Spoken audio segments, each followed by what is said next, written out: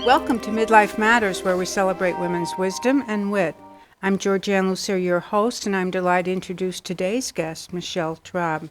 Michelle has a master's in healing and health, is a writer, and started her career as a dietitian. Welcome, Michelle. Thank you so much for having me. So you've had several areas of focus in your career, and you're now looking to integrate body, mind, spirit. That is right. And if you could talk about your latest passion, the nature of narcissistic relationships is something that you're informing people about. And this emerged, I believe, from some of your own journey. Yes. Yeah, I could say my career has been sort of a long and winding path. There's always been a connecting thread. When I look back at it, it was always about sharing information, sharing what I know. It started out in nutrition. I didn't really love being a dietitian. I ended up in the world of communications and did fall in love with that and became a writer and worked on websites. One of the greatest challenges in my career and in that journey and just in my life in general was that I kept running into what I would call manipulators or negative individuals who really sort of lowered my self-esteem. And I kept looking at my life and thinking, what is going wrong? I'm this overachiever. You know, I had studied really hard in school, and I was always trying to do well and be good. And no matter where I was, it seemed as though I was facing challenges where I wasn't good enough, and I was being criticized, or I had what I would almost call like bully bosses. It was not really until I wrote my first book in 2021 where I was exploring my online dating experiences, and I stepped back and I said, gee, I've like encountered a lot of narcissistic men in this path. What's going on? That I could see that I was having this pattern that had existed for a very long time. And I researched it and found it's very common in women who are overachievers and also women who are sensitive as myself, or people who are really driven to help and serve. What actually ends up happening is that encourages people to take. Okay. And I think that stepping back and seeing that, it sort of shifted a little bit of my career to say, I want to help other people with this challenge because it does affect you in all levels of your health. I know it was a driver in my autoimmune disease. I know it's been a driver in sort of low confidence, low energy. What I've done to heal it has been a collective mind, body, spirit work. So I want to continue to share that with other people. Let's start with a loose definition of a narcissist. That's a great question. I think many people know what we would call an overt narcissist. So this is the kind of person who's very grandiose, and they're bragging all the time, and they sort of, you might say, they suck the energy out of the room. We see this in politicians who are, I am the greatest, or even in entertainers. Very common. And usually you can see it and kind of say, oh, well, I don't really want to spend much time with that person. That's not really the tricky version of the narcissistic person. And I will say it's a spectrum. Sure. There's clinical diagnoses, but that is actually fairly rare because to be a clinical narcissist, you have to lack empathy completely. And luckily, most people don't totally lack it. It's just that they're very low in it. Frequently, they are not self-aware. They're not able to self-reflect. They don't have a strong sense of self. And they're often seeking adoration, admiration, love, attention from all the people around them. So the reason why someone might be maybe like a magnet, like I feel like I have been, is because I love to give people admiration. I love to be a giver. And so when I align with a narcissist, it's like a magnet. The trickiest piece, though, is there's a whole branch of narcissism that's called the covert narcissist. It's also called the victim narcissist. And this is the type of person who does not show up with a lot of arrogance. On the contrary, they seem very, oftentimes warm and friendly, but also sometimes they can be very meek. They can be, oh, poor me, nobody helps me, and I'm struggling so much. And again, that leads someone who has a lot of empathy and compassion to jump in and say, oh, I will help you, I will support you. And then you end up finding you're totally drained by this person. And when you're aware of it, you see it, and you see it actually quite readily. If you have really strong boundaries, which unfortunately I learned I did not, oftentimes it won't impact someone who is willing to say, okay, yeah, I'll help you, but I'm not going to move your whole house Fix in a you. weekend, right? Or I'm not gonna, I'm not gonna work for you for free or that kind of thing. It's a bit complicated. I feel like it's becoming a topic that's much more popular. I've done management studies, and I believe most successful, you talk about politicians, but business people, men and women that rise to the top, have maybe more than a little healthy dose of narcissism, Yes. right? Yes. They've learned to work it in their favor. So one of the things when I was studying management was, do managers manipulate or motivate? Right, so people who can manipulate effectively, get people to really kind of sign on to the latest effort, whatever. Yeah. Again, can be very successful. So I could see where it'd be Absolutely. tricky. Yeah, and I think that where I've struggled with it personally is that I tend to be in nonprofit work. And I had this sort of belief that everyone who's in nonprofit is doing it out of the goodness of their heart and they're really compassionate and they're really driven about the mission. Well, to your point, the leaders, they may have a drive that has some compassion to it, but that isn't their sole drive. They're looking for success.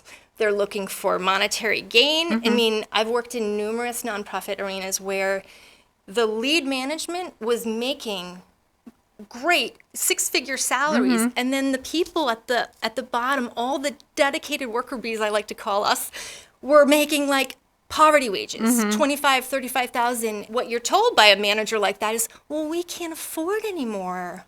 Well, don't you want to just do it out of the goodness of your heart? And you realize after a while, well, that's not going to pay the bills in the state of Connecticut. So, I mean, I do see that there's a value to some healthy narcissism, 100%. But sadly, what I think we are seeing with the social media madness is there's a lot more because people have this new freedom and vehicle to just be me. And I think our society is shifting in a way where that's becoming a little bit more damaging. So a lot of self-promotion and Absolutely. Yeah. and then people who do make some discovery that they're not where they want to be or that they have a pattern that they want to change or break. You mentioned when we were talking before the show that you've identified some desires for people to kind of turn the ship around real quickly. Okay, now that I understand that, Yeah. I'm going to just kind of eliminate that from my behavior or my patterns, have a quick recovery. And you remarked that that can also be a barrier for people to get to a better state of well-being. 100%. Yeah. And then I saw this a lot in my nutrition career, and it was one of the things that drove me away is sort of this, Michelle, make me thin. Michelle, I need to, lower my cholesterol. And everybody wants it fast. We're in this like magic pill society where there's pharmacy on every corner and everybody just wants something to take to make their problems go away quickly. Right. But the reality is nothing goes away. Nothing that's worth doing is going to be worth doing and is going to have significant impact quickly. So when you realize you have a pattern of emotional abuse or narcissistic abuse, it is likely very much lodged in your subconscious, unfortunately, like a lot of our belief structures. And that's hardwired, and it's very tricky. And it's not going to just change because you realized it. And that's why my program, I feel like I try to be so comprehensive with people, because for my own healing, I've had to be really comprehensive and do all the work for many years. I first started on my integrative healing journey like 10 years ago, and I am just now, 10 years later, feeling like, oh yeah, I feel like I'm really comfortable with sharing this with other people. I was comfortable sharing it in terms of just, here's the information, here are the resources, you're welcome to delve into it. Now I'm like, I can filter this through my own life, my own experience, and I'm a real life case study of what has worked for me. And so it's a completely different mentality. But I think that, again, culturally and in the social media world, there's this thing we refer to as imposter syndrome. And I see it's a widely talked about subject in women oftentimes who are in their 20s and early 30s. And the theory is, it's just low self-esteem or lack of confidence. But my belief is every woman in their 20s and early 30s in their career feels like an imposter, and that is absolutely normal. It takes a really long time to learn the work world and to figure yourself out and to gain healthy confidence.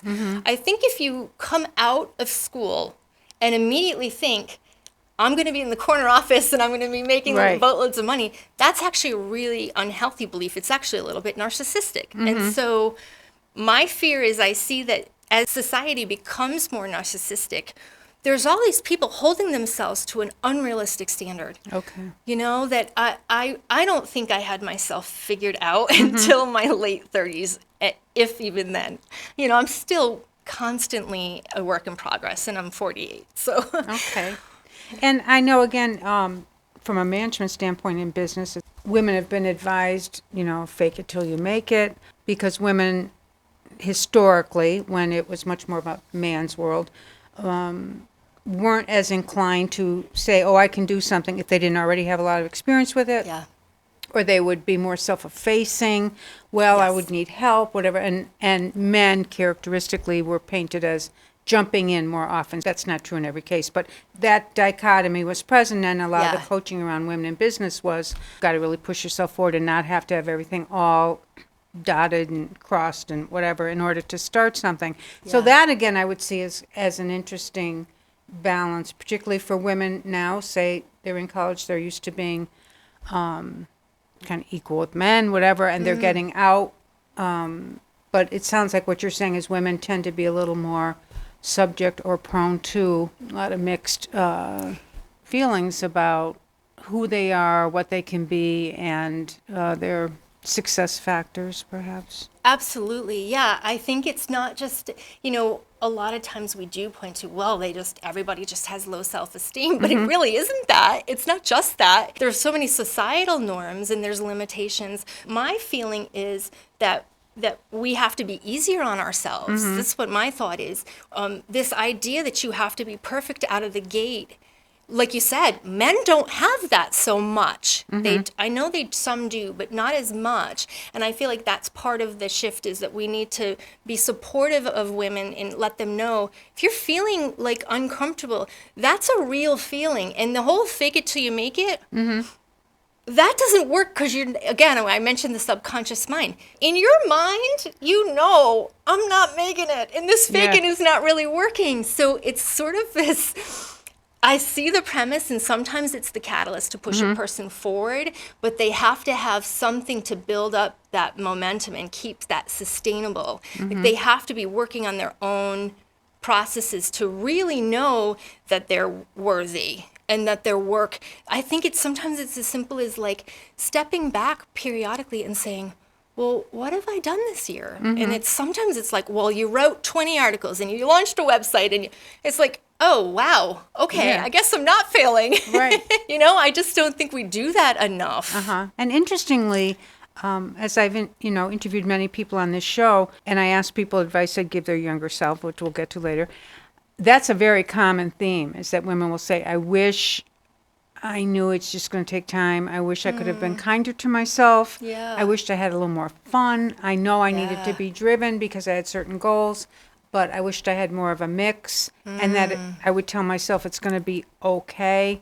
So that's very interesting. Yeah, I know that this is such a thread and such a theme for so many of us, that the regrets we have are like what we didn't do. They're not what we did. It's you know, and I think that we all need to be a little bit gentler on ourselves and each other.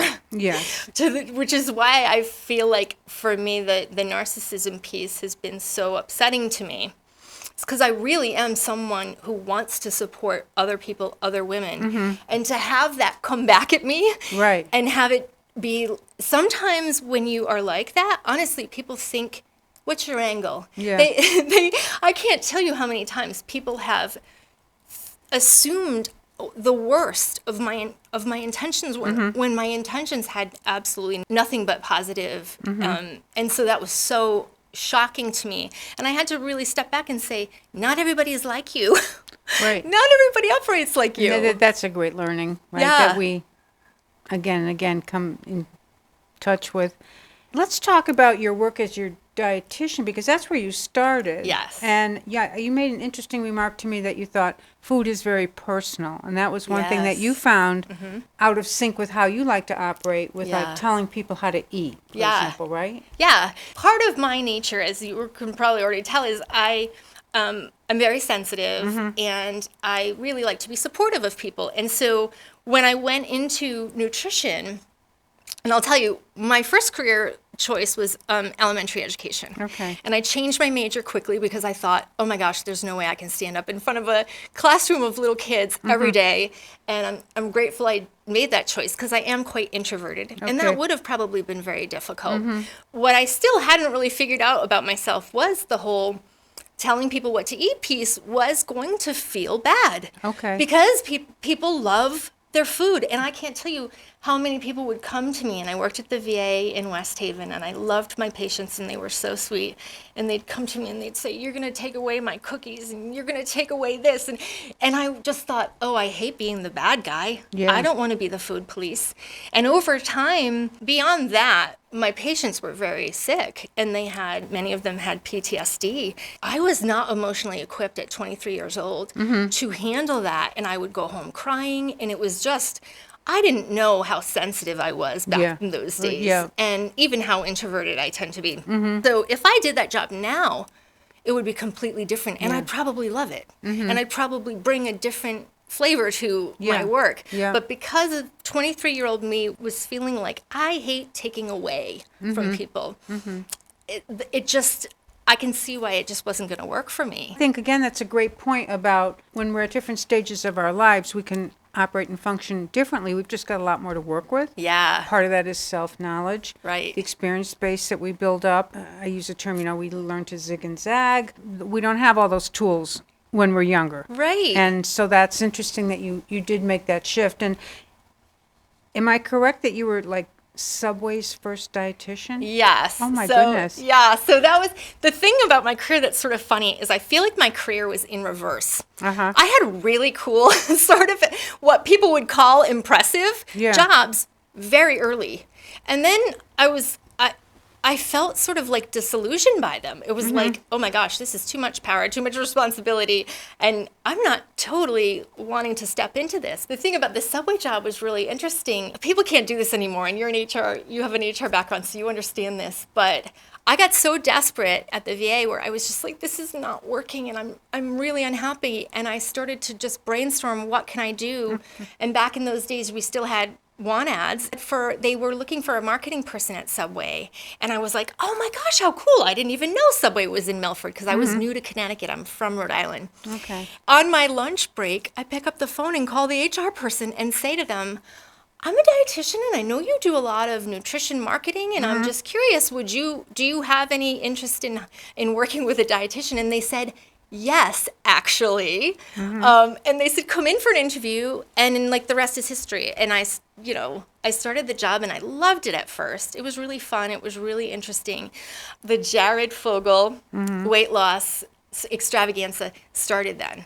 I actually remember the PR person coming to me, and at first I was like, oh, this is wonderful. And then it wasn't so wonderful because it blew up to an extent where I was like, oh gosh, this is no longer feeling like a healthy thing for us to be talking about, like weight loss with subs. And to be fair to my managers there, they were extremely supportive of me. They were like, yes, be honest. When you're interviewed, tell them, you know that this is not healthy. They weren't asking me to ever say anything I didn't believe. Okay.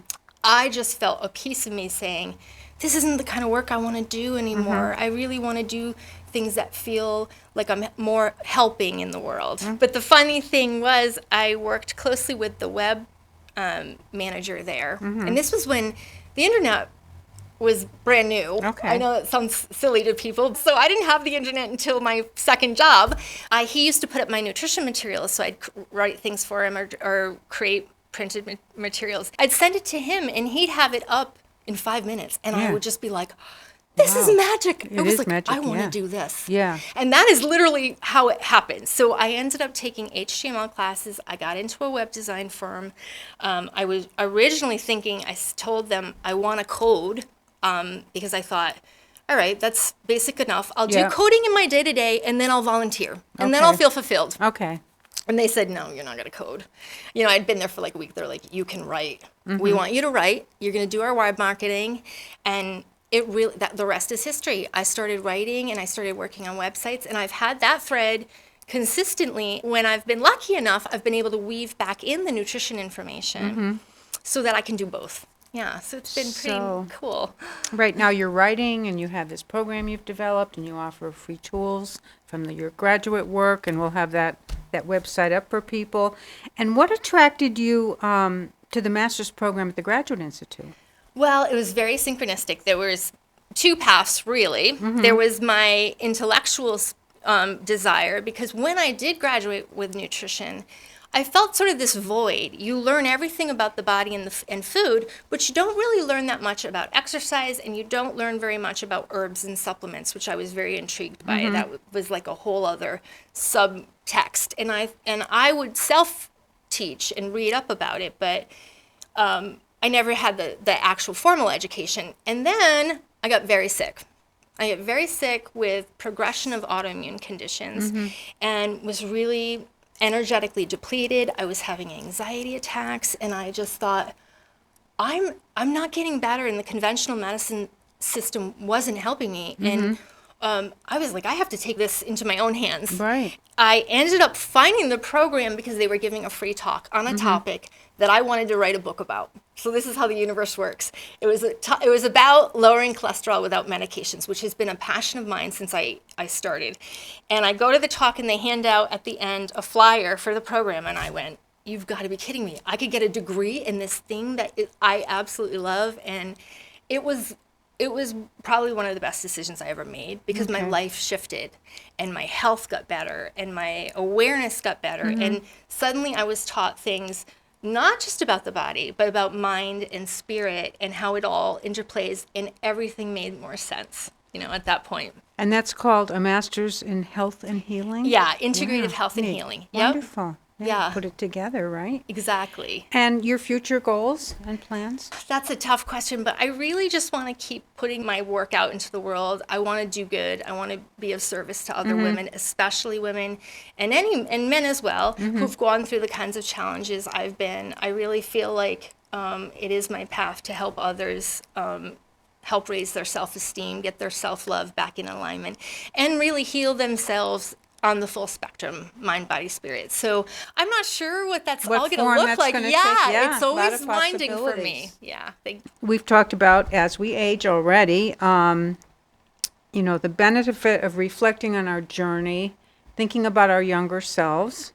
So my question is, what advice would you give your younger self? So you said you're in your late 40s. So say when you were 25 and 40, roughly, what you were doing then. So this is such a great question. And as I shared with you after we talked about this, I had it come up several other times. So I know I'm meant to be thinking about this. But 25-year-old me, like I said, she was kind of like out in the world and really sort of successful, but she did not think so. Yeah. And so I would say to her, you are enough. You need to love yourself first.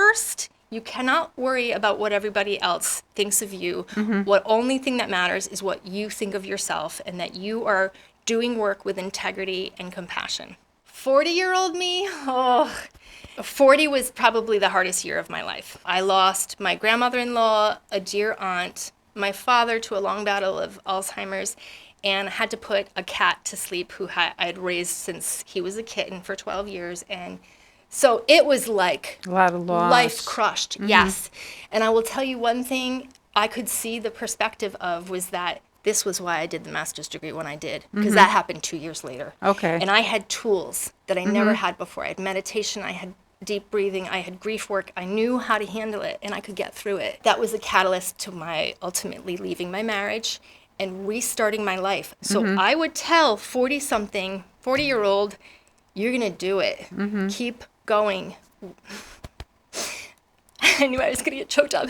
Just one step at a time, and that's how you climb the mountain. And when you get there, you're not going to even believe how beautiful it is, because my life is so much better. Well, that's wonderful. So that's about 8 years ago. So Yeah. that's a good chunk of a life phase. It really is. Yes. I mean, I believe that we live multiple lives in one life, and you can always start again. Every day is an opportunity to start fresh, and I want people to realize that you can always begin again. Yes, well, wonderful example of that. That's great that you shared that. And you. what about a favorite quote or mantra? Well, I have so many, and I actually have a quote Bible. I think that's such a great way to inspire yourself, is to keep a collection of all your favorites. My personal favorite that aligns with my work, because I can see it's the thread through everything, is if you have knowledge, let others light their candles in it. And that's by Margaret Fuller. If I look back to my nutrition, to today, that's always what I'm trying to do, is learn and then share that knowledge with other people. And so I love that as a purpose. Wonderful. Well, Thank thank you, you. Michelle. This has been terrific and inspiring, and people I'm sure have learned a lot. So please tune in to hear other fascinating women on future segments of Midlife Matters. I'm Georgian Lussier, your host, and thank you for joining us.